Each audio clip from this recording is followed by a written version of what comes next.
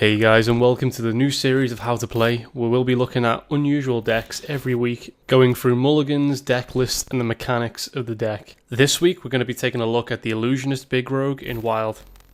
Enjoy guys. In a control matchup, it's important we find Barnes and Illusionist within the first 4 turns. During the mulligan phase, discard all removal and large minions.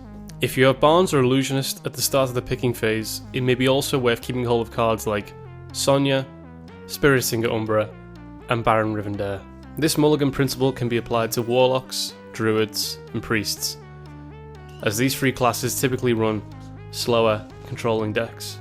Versus tempo and aggressive oriented decks, Mad Scientist is also an excellent keep. This time we want to discard large minions and Death Rattle activators, removing cards like Sonya, Umbra, and Baron Rivendare. It's essential to have the perfect hand against aggro, so cards like Fan, Backstab, Scientist, Barnes, and Illusionist are must-haves. This mulligan principle can be applied to Warriors, Paladins, Mages, and Shamans, as these classes typically run fast and aggressive decks.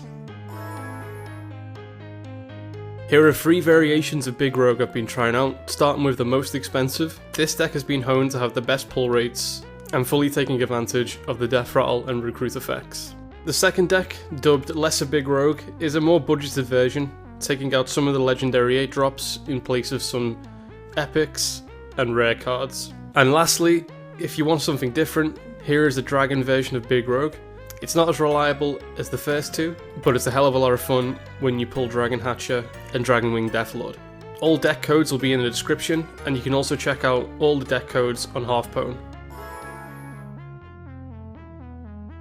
The deck utilizes 2 main components: powerful Death Rattles and powerful Recruit cards.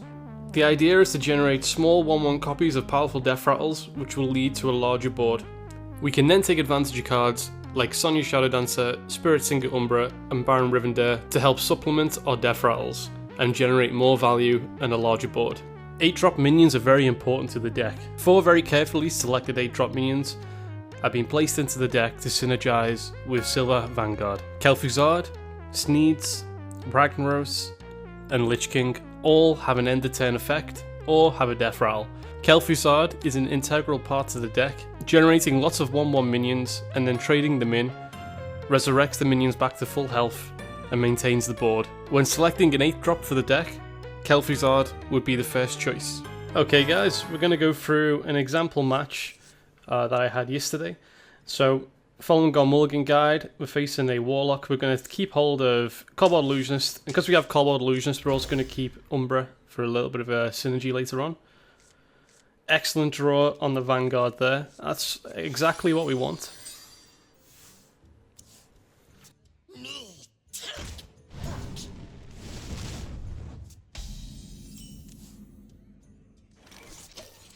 So when we go second, we want to coin out our 4 drops. So here we're just going to hero power and kill off his 2/1. And we're going to go for a coin on Kobold Illusionist. At this point in the game, we've got a 50-50 to pull out a Vanguard with Sonya Shadowblade and Umbra Bean in hand.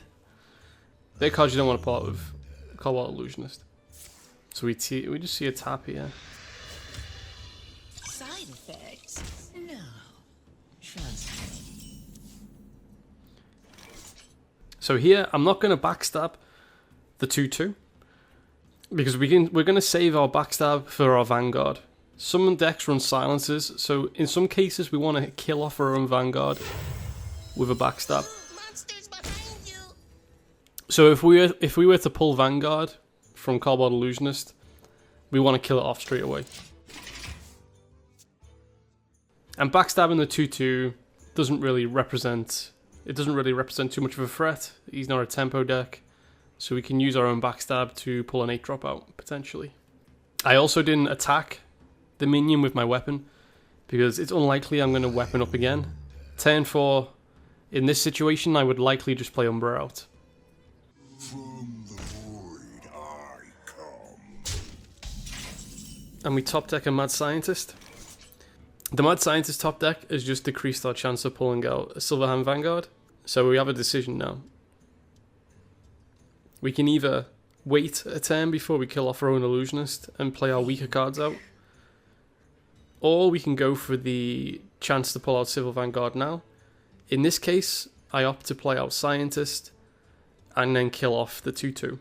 The reason for this play, like mentioned, we want to increase our chance of pulling out Vanguard.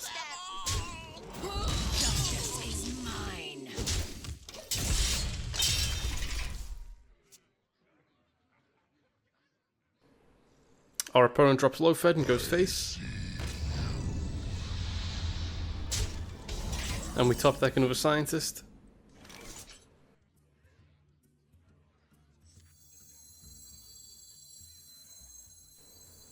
So I trade first, play the second Scientist, and then play Sonya, because we don't want a copy of Scientist back in our hand.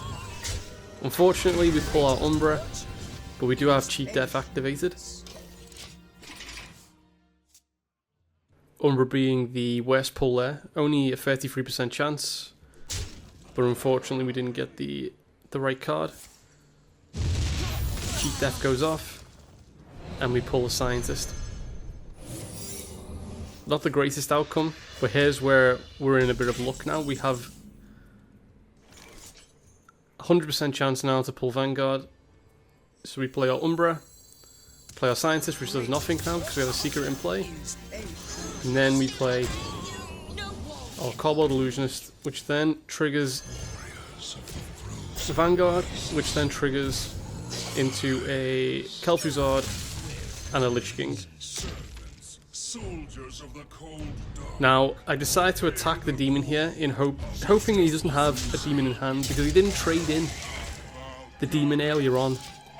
So my thinking there was he either had a very weak demon in his hand, or he didn't have a demon in his hand at all. Unfortunately, he pulls out Mal'Ganis.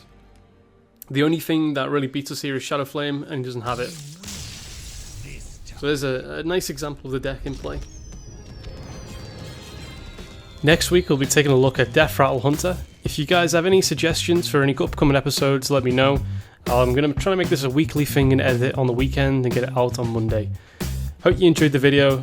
Let me know what you think.